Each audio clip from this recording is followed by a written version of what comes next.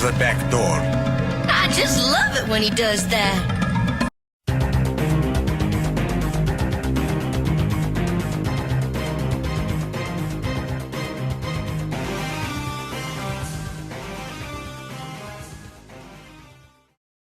What is going on YouTube? John here. What I have for you today is the Colossus 1/10 scale X-Men statue by Iron Studios. I picked up this guy because I want to add to my X-Men versus Sentinel diorama.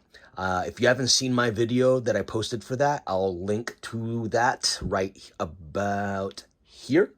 And you could take a look at that. I'm going to end up unboxing this guy, showing you the base, the statue itself, Colossus himself, and then I'm going to add him to my diorama, and so you can take a look at it. What's pretty cool about this whole series of X-Men statues is that they have proximity statues that you could add around the Sentinel, the main Sentinel statue, that kind of give it a bigger feel, bigger action kind of like look, which is really neat. So I'm going to go ahead and do that, and we're going to start with taking them out of the box.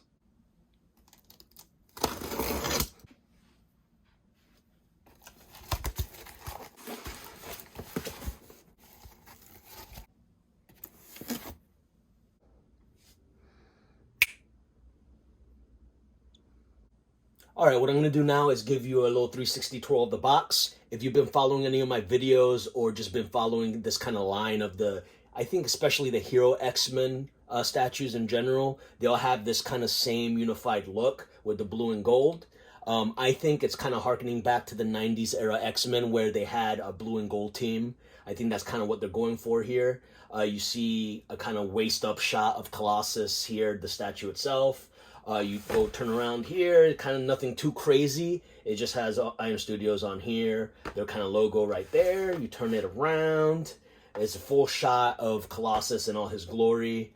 You turn back around this way. You kind of see a forward shot of Colossus, kind of with a blue kind of filter over him.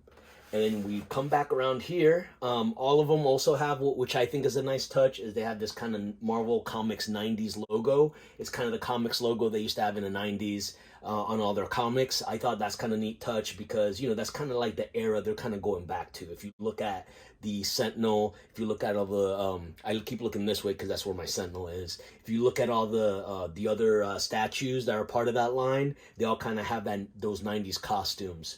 Which is really an era I really love. I originally started, the first X-Men story I read was the Dark Phoenix saga, but even after that, like, the other big era of X-Men that I really enjoyed was that 90s, like, Lee Claremont X-Men. But anyways, what I'm going to do now is I'm going to take this bad boy out of the box and show you what he looks like.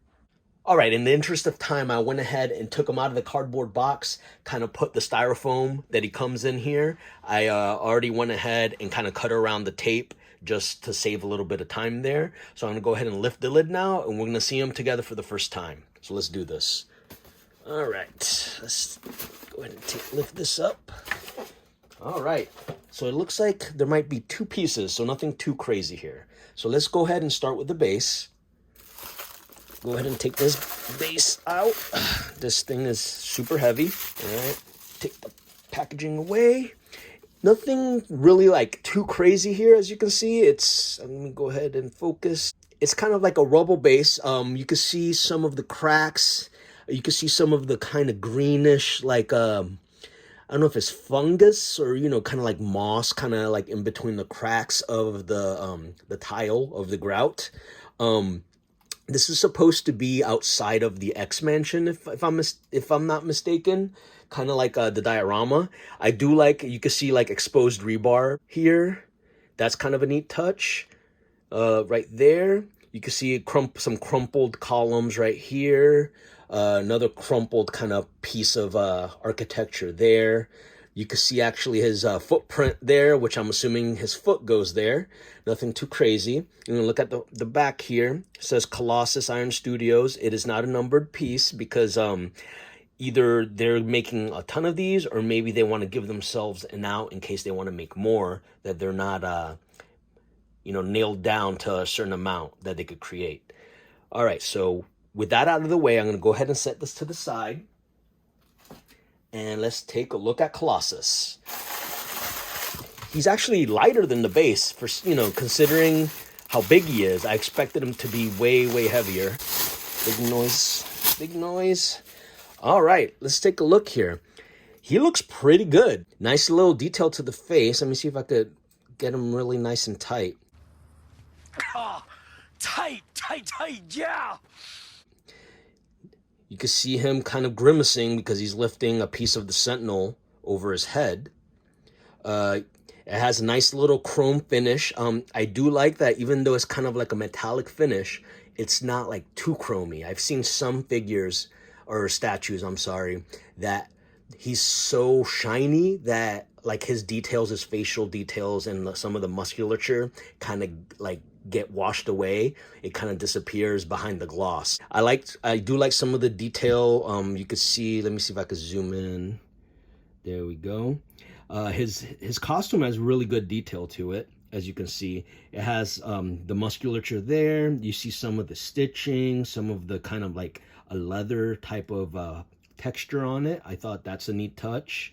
The paint job, from what I can see, is pretty good. You can see his belt has the X right here. Belt buckle is kind of painted pretty nice all the way around. You can look at the buns of steel, literal buns of steel here. It's all around pretty good. I do see a little hole there. I don't know what that's all about. Might be a bit of an imperfection. Nothing too crazy though. You can see, I can't tell whether that's part of his musculature or that's just like paint that didn't get quite finished in the right way. I'll have to take a closer look later, but it might just be shadowing actually. But let's see what else. Let's go down to his feet. You can see the detail is really nice here. He has some leather style boots. He has a little bit of mud and dust all over his boots, which is also a pretty cool detail. So far, I'm pretty happy with this piece. I do think there's a few like paint defects on it. Like you can see here, the red kind of bleeds through to the yellow right there, and I'm not really a big fan of that. That probably could have been done better. And based on the other Iron Studios statues, they do definitely do better paint job than they did here, I think. It's still not bad. It's just not, the other ones are pretty flawless in my opinion, and this one, it does have a little bit of a flaw there. It has some of the red there. I can't tell if that red there is intentional or what. It looks pretty intentional, but this one seems to be painted way better than the other. I feel even if the red was intentional there, this bit right there is a bit of an eyesore, but you know what? It's not the end of the world. I'm still happy with this guy. The chrome is really well done. I really like the chrome details on him. I think those are done very, very well.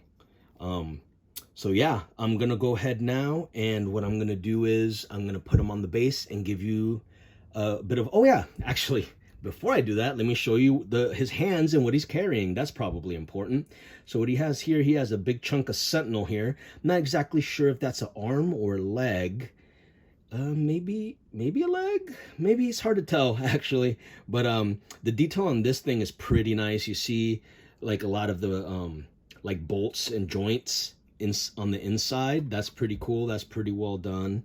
The paint job on the actual Sentinel piece is really nice. You can see some of the pitting, some of the like, you know, imperfections are on here on purpose. You see a lot of rust around the bolts. I thought that's pretty cool. It's pretty similar to the kind of detail you see on the Sentinel statue himself, so that's nice to know.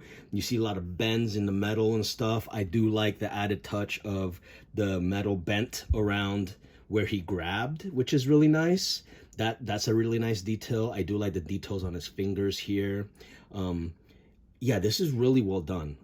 I know I complained about the foot, which, you know, I think is a fair complaint, but it's not like the end of the world. It doesn't ruin the statue for me. This is still really well done. So yeah, now that I went ahead and showed you kind of what he looks like, I'm gonna go ahead and put him on the base and go from there and give my final thoughts. All right, let's go ahead and put Colossus on his base. There's a keyhole there. There's a key there. Magnet there. Magnet on the bottom of his foot. You kind of match each one. Kind of give it a little bit of a wiggle so it could fit correctly. Oh, I'm getting there.